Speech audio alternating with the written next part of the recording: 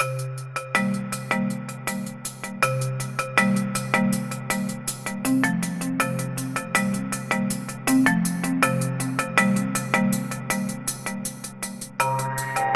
ensayo es previo, cosas importantes, debe llenarse la hoja de registro o bitácora como se conoce y llenar todos los pasos que se vayan generando respecto al ensayo. Entonces uno de ellos es tomar la determinación de humedad. Es importante tener en cuenta que este método que estamos usando es el método húmedo de material pasando número 10, ¿verdad? Dicha malla, como la ven, es esta por acá. Si fuese un material combinado o materiales gruesos, pues los cortes de esa malla serían la malla 3/8. Por eso tenemos esta tamiz por acá, para que ustedes tengan en cuenta que en algún momento el material puede ser también usado con materiales mayores de 3/8 inclusive. Entonces, primer paso que se hace acá, en este caso que es del método húmedo, donde el material es pasando la número 10, como lo pueden también ustedes visualizar acá.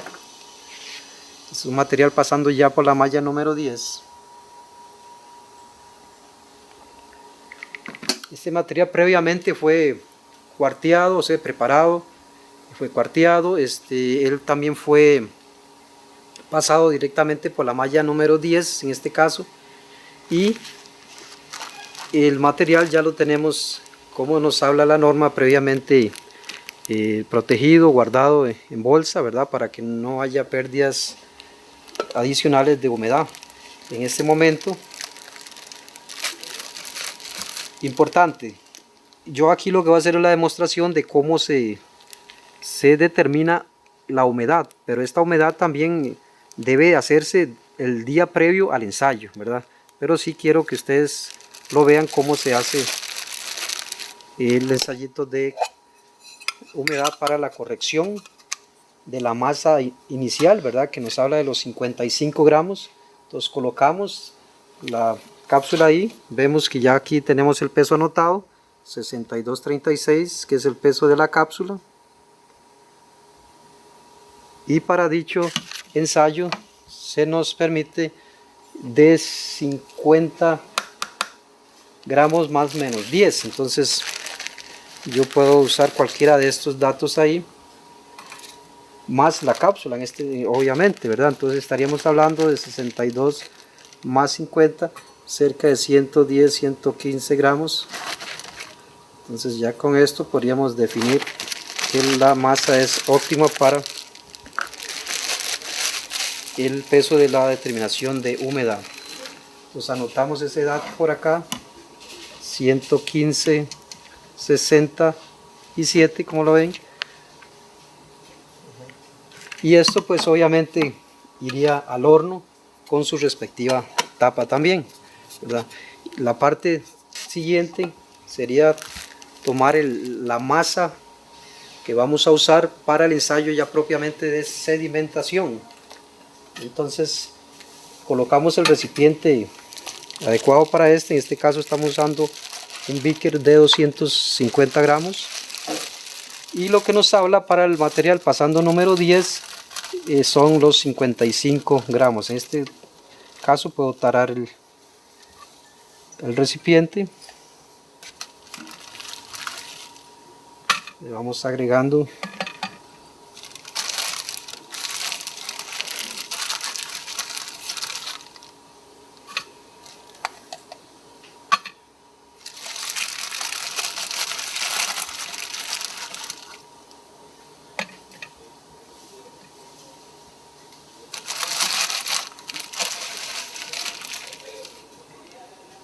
de hecho en el cuarteo lo que se recomienda es tener de una vez cerca de 115, 120 gramos para dicho ensayo, ¿verdad? Entonces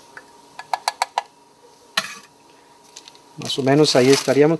Ese es un dato que obviamente también es importante registrarlo, esos 55, 19 gramos, aunque en realidad el material al final lo que vamos a tomar es, bueno, en este caso sí aplica la malla, perdón, la masa inicial seca. Es importante entonces la determinación de humedad, como les dije, pasando tanto el material número 10 como los materiales gruesos que vienen de materiales más allá de 3/8. Sí hay que hacer la salvedad que cuando tenemos cantidades limitadas de suelo, se recomienda determinar la humedad al final del ensayo. Entonces por eso es que también era necesario poder explicar esta parte, de que se toma humedad aquí porque tenemos cantidad suficiente para tanto el ensayo de hidrómetro como de humedad, como lo había anotado acá. Pero si el material es limitado, o sea, poca cantidad, se hace solo el ensayo de sedimentación y al final de ese ensayo, al finalizar todo el ensayo completo de la última lectura del hidrómetro, se determina la humedad recopilando todo ese material y echándolo en una cápsula grande que iría al horno y luego vendría la parte de lavado. Eso era importante poderlo decir también, pero en este caso estamos hablando con un material que sí cumple con esas características, donde tenemos suficiente material. La siguiente parte es el agregar a la cantidad de los 55 gramos que yo tenía acá, agregarle los 100 gramos o 100 mililitros del hexametafosfato de sodio, que ya está debidamente preparado bajo esta dosis, que es 50 gramos por litro en este caso.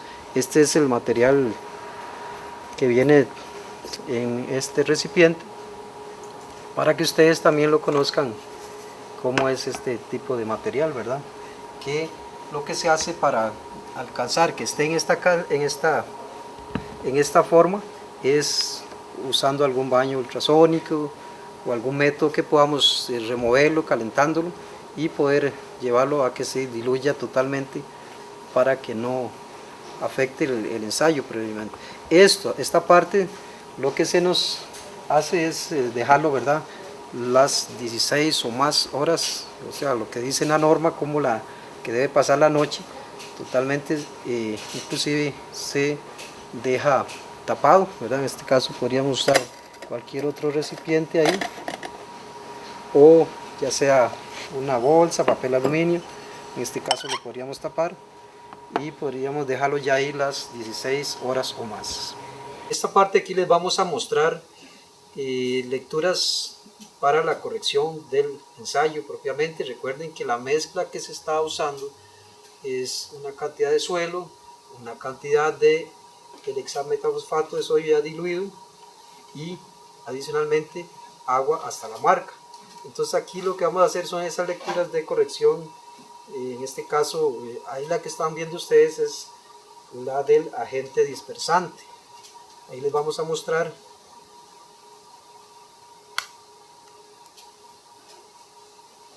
ahí ven ustedes la forma que el agua se comporta al haber ingresado el hidrómetro.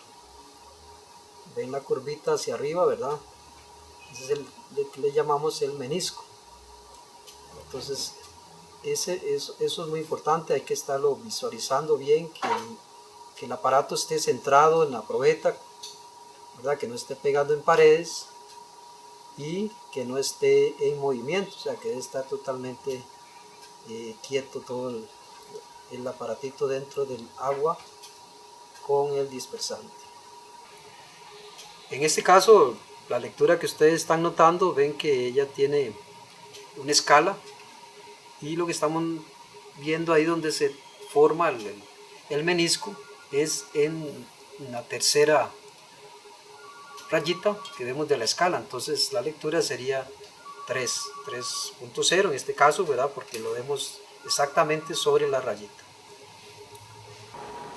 Bueno, esta es la parte importante también ya de lo que es la preparación del material. Ya una vez que pasaron las 16 horas o más, venimos al siguiente segmento, que es el agregar el material que ya pasó disolviéndose toda la noche al recipiente de la batidora. Entonces lo agitamos y lo agregamos acá.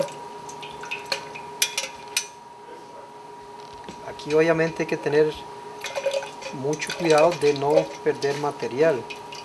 porque recuerden que ya tenemos una masa inicial que fue registrada, que fue tomada, y es demasiado importante de que no se pierda material en ninguna parte del proceso que sigue, tanto de la parte de sedimentación como también en la parte de la granulometría. La cantidad de agua aquí no es, o sea, es importante más bien para que ella sea recuperada todo del beaker, pero que no nos exceda más allá de los 1000 cc que vamos a ocupar para llenar la probeta.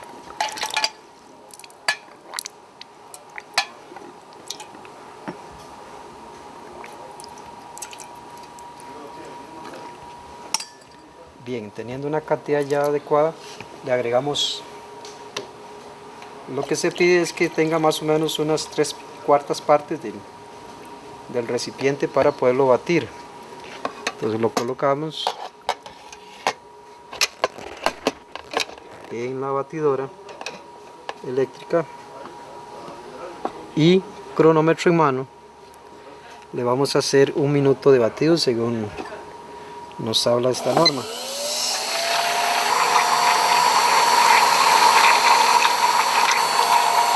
Habiendo transcurrido 1 minuto, entonces procedemos a pararlo. Paramos la batidora de nuevo, y que también es muy importante la limpieza acá de las astas y el pistilo este, que es el que nos agitó, ¿verdad?, la muestra. Limpiamos bien, recuperando todo el material. Y ahora sí procedemos a vaciarlo o vertirlo en la probeta preparada o alistada para este ensayo. Entonces vaciamos ahí, recuperando todo el material.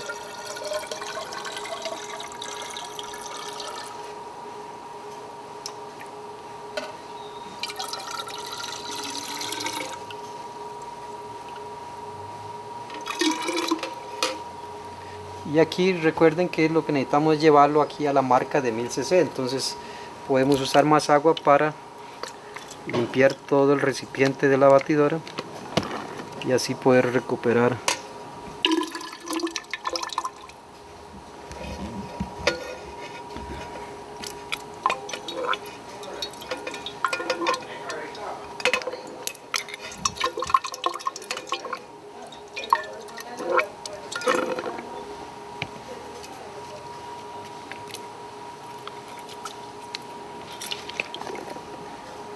Seguimos recuperando todo el material.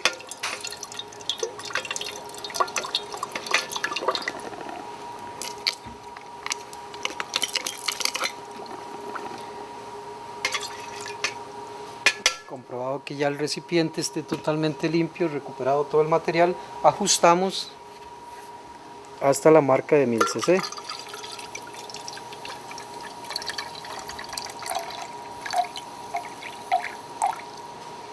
Ahí lo más cercano posible, que nos quede lo más aforado posible el asunto.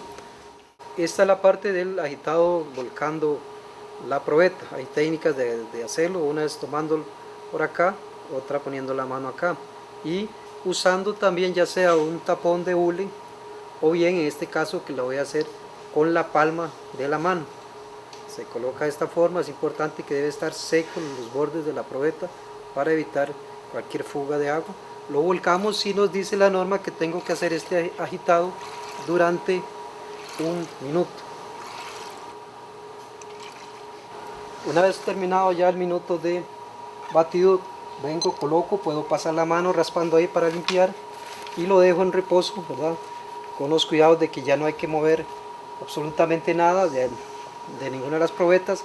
Es importante que ella debe estar en una mesa bien firme, preferiblemente de concreto, ¿verdad?, para que no haya ningún movimiento que vaya a alterar la caída de las partículas, ¿verdad?, que es lo que se va a medir con el hidrómetro. Como lo ven, el aparato está dentro del agua, ¿verdad?, el medidor, el hidrómetro, lo tenemos que sacar rápidamente. Tengo 20 segundos para esto y colocarlo seco, ¿verdad?, él debe estar totalmente seco colocarlo dentro de la muestra que nos dé cerca de la lectura que queremos o que vamos a tomar inicialmente. Debe estar centrado, ahí nos fijamos la lectura que nos dé. En este momento tiene un poquito de oscilación, esto es normal en las primeras lecturas, por eso se nos permite tomarla ahí, digamos en este caso está cerca de los 40, tomamos esa lectura y adicionalmente seguimos, ¿verdad?, con la parte de extraer el hidrómetro de la muestra, habiendo anotado en la bitácora el dato que se obtuvo, y vamos a tomar también, muy importante, una primera lectura de temperatura. Lo introducimos el cablecito dentro de la muestra que nos abarque, tratando de que no altere mucho la muestra. Entonces tomamos una lectura ahí, dice que es 24.7, inmediatamente sacamos, ¿verdad? Y el ensayo sigue corriendo. Aquí es importante que se anota también la lectura, ambos datos se tomaron y se siguen llevando las lecturas, como lo ven en esta tablita, lecturas corridas. Entonces al minuto teníamos que era 40.0, la temperatura de 24.7. entonces esos datos ya tenemos la primera lectura. Una vez llegado a los 2 minutos, volvemos a 20 segundos antes, introducir el aparato del hidrómetro dentro de la muestra, seco totalmente el aparatito, lo colocamos y volvemos a hacer lo mismo, tomar lectura del hidrómetro. La temperatura se nos permite seguirlas tomando hasta después de los 30 minutos. Entonces quiere decir que estas lecturas van a seguir manejándose como 24.7, todas ellas, ¿verdad?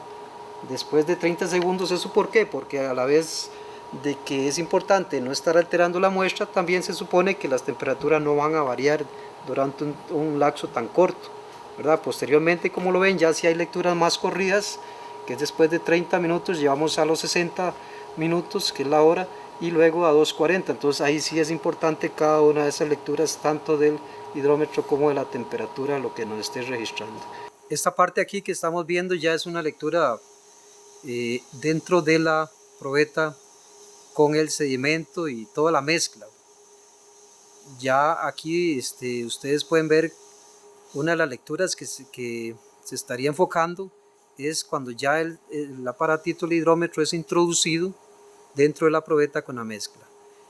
Como lo ven ahí, se sigue notando ligeramente el menisco que forma tanto el agua como la mezcla, ¿ves? Ahí. Entonces, si tuviéramos que tomar este momento la lectura, podríamos decir que es una lectura de 34, ahí lo ven, 1, 2, 3, 4, sumamos las rayitas ahí, después del 30, y podríamos asumir que es una lectura que ahorita puede estar intermedia entre raya y raya. Entonces esa lectura la podríamos tomar como 34.5, tomando en cuenta de que las lecturas, los primeros 5 a 8 minutos, nos dice la norma, puede estar muy turbulento el agua ahí a la hora de introducir el hidrómetro, nos permite tomar lecturas así de 0.5. Si a mayor de esos 8 minutos hasta la lectura final, podríamos ser un poquito más finos y tomar lecturas a 0.25, si fuese el caso. Entonces eso es importante que lo tengan ustedes en cuenta. Aquí ya esta lectura es después, obviamente, de haber hecho la batida manual, ¿verdad?, como le llamamos, con el volcado durante ese minuto. Una vez terminadas las lecturas del hidrómetro, recordemos que tenemos 24 horas mínimo e inclusive dependiendo del tipo de suelo puede ser 48 hasta 72 horas, ¿verdad? Dependiendo del tipo de suelo y si así el cliente también lo pide, podemos analizar esas lecturas. Ok, una vez terminado ese proceso, vamos al proceso de lavado. El lavado de la muestra, también recordemos que aquí estamos utilizando una muestra pasando la 10. Por lo tanto, no estamos usando una masa mínima, como lo decía la norma también, que si es una masa mínima, este suelo, esta masa, se va a tener que recuperar y llevarla al horno antes de lavarla. Como en este caso no aplica, únicamente voy a proceder a lavarla por el tamiz 200, ¿verdad? Que establece la norma. Entonces eso es lo que voy a hacer, esta demostración es la que voy a hacer ahorita, de lavar todo el suelo por la suspensión, lavarlo por la malla 200, y eso voy a proceder. Recordemos que es importante no perder nada de muestra, ¿verdad? A la hora de verter la muestra en la malla. Entonces voy a proceder al lavado, ¿verdad? La agito para que no se me hagan, digamos, todo el grumos o aquí abajo, ¿verdad? Y tratar de soltar toda la muestra posible. ¿Okay? Igual yo me puedo ayudar con el agua, obviamente, para dejar bien limpia la probeta. Si ustedes ven, la probeta ahorita todavía tiene arrastre de muestra. El color de ella me lo dice todo, entonces voy a encargarme de que no me quede nada en la probeta. Entonces con el agua voy a ayudarme a hacer esa limpieza en la probeta.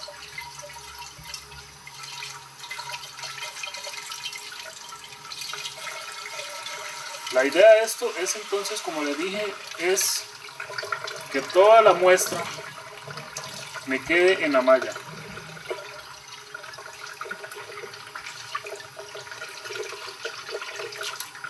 Voy a hacer una inspección de la probeta para que vean que ya ella, pues ahí quedó ya lo mejor posible en cuanto a limpio. No me quedó muestra, sobre todo aquí en esta área de aquí, que es donde hay que tener cuidado, que es donde está sentada la muestra. Cuando ya lleva las 24 horas ella se sienta aquí y suele quedar granos de muestra por aquí, ¿verdad? O muestra, rastros de muestra, ¿verdad? Entonces aquí, una vez ya terminada, pasando toda la muestra a la malla, aquí ustedes pueden ver por acá, si es posible, ya la muestra me va quedando aquí para ser lavada. ¿Ok? Entonces aquí inicia mi proceso de lavado por la malla 200. ¿Qué es lo que voy a hacer? La norma me dice que puedo agitarlo por medio de los dedos, ¿verdad? Con un movimiento suave, ¿verdad? Para ir lavando todas mis partículas, aquí como lo ven acá. Un movimiento muy suave, hasta que el agua me salga limpia, ¿verdad?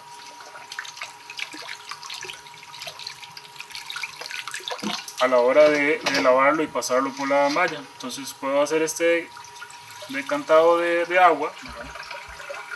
Igual, teniendo el cuidado de que no se me derrame nada de la muestra.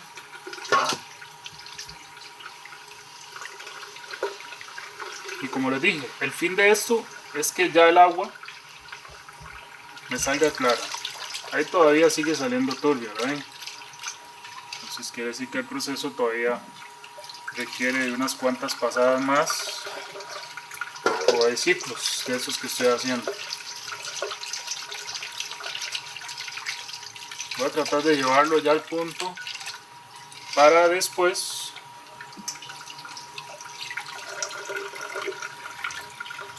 ir al secado, al horno. 110 más menos 5, ¿verdad? Una vez que ya lo tenga seco, le hago la masa constante, como habíamos hablado. Y de la masa constante pasamos a registrar la masa seca, ¿verdad? Masa seca, que esa masa seca es la que vamos a tamizar por los tamices que a continuación les voy a explicar el proceso de tamizado. Entonces,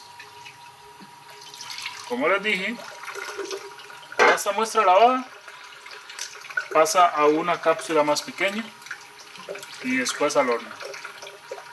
Listo, ya hice el lavado de la muestra. Entonces aquí me queda ya todo el retenido en la malla 200. Este retenido es el que ya voy a dejar en el horno, ¿verdad? a 110 más menos 5. Aquí queda durante 12 a 16 horas o 24 horas más bien. Y como les dije, esto registrarlo a masa constante, ya la masa seca, llevarlo. Ok, aquí tengo mi muestra ya seca al horno, ¿verdad? Ya pasó el tiempo de secado, 24 horas, ya pasó mi masa, ya registré mi masa constante. Ya yo tengo mi masa lista para tamizar. Ok, si vemos acá todo el conjunto de mallas, estoy utilizando la 10, la 20, 40, 60, 100, 140 y 200 y una charola. Ese es mi conjunto de mallas que voy a utilizar. Ok, una vez ya pesada, ya registrada la masa, entonces yo lo que hago es meter mi muestra a las mallas. Uso la tapa para que no se me derrame absolutamente nada de muestra. Y, ok, una vez que la muestra está en las mallas, vamos al proceso de tamizado por medio de la máquina tamizadora. En este caso utilizamos la máquina tamizadora que nos va a dar 10 minutos de tamizado, ¿verdad? Entonces ahí lo dejamos para que ella empiece a tamizar. Ok, listo, terminamos los 10 minutos. Vamos entonces al tamizado. Es muy importante, ¿verdad? Y voy a explicarles únicamente la primera malla. Ya se va a entender que todo el conjunto de mallas hay que hacer lo mismo, pero solamente voy a explicar la malla 20 en este caso. Cuando ya sale de la tamizadora, ¿verdad? Es importante pues chequear, como es el hidrómetro, ella me pasa toda la muestra por la 10, ¿lo ven? No tengo nada ni retenido, sí pasando, que está en la 20. Ok, en mi caso de la malla 20 voy a explicarles en qué consiste. Vamos a trabajar la suficiencia de tamizado, ¿verdad? Si ustedes ven acá, no sé si logran ver, aquí hay granos de muestra, ¿verdad?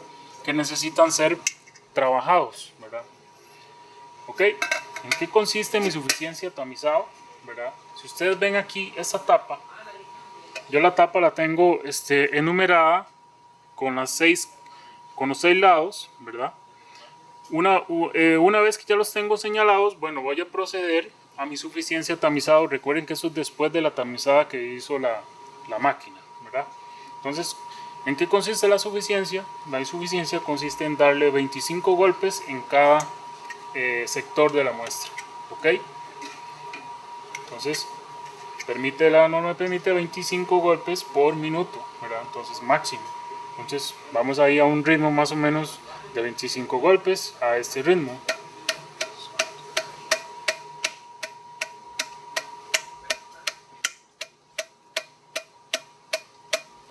...25 golpes, la giro, voy para el 2, 25 golpes, voy al 3, 25 golpes, voy al 4, 25 golpes y ahí voy hasta el sexto golpe, ¿ok? Cuando ya tengo mi masa, ¿verdad? Okay, es importante, o mis golpes, perdón, más bien, es importante, ¿verdad? La limpieza de la malla, ¿verdad?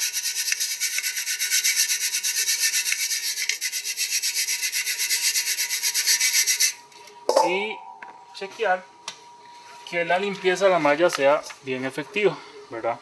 Ahí yo le pongo un fondo blanco para realmente ver que todo esté bien, ¿ok?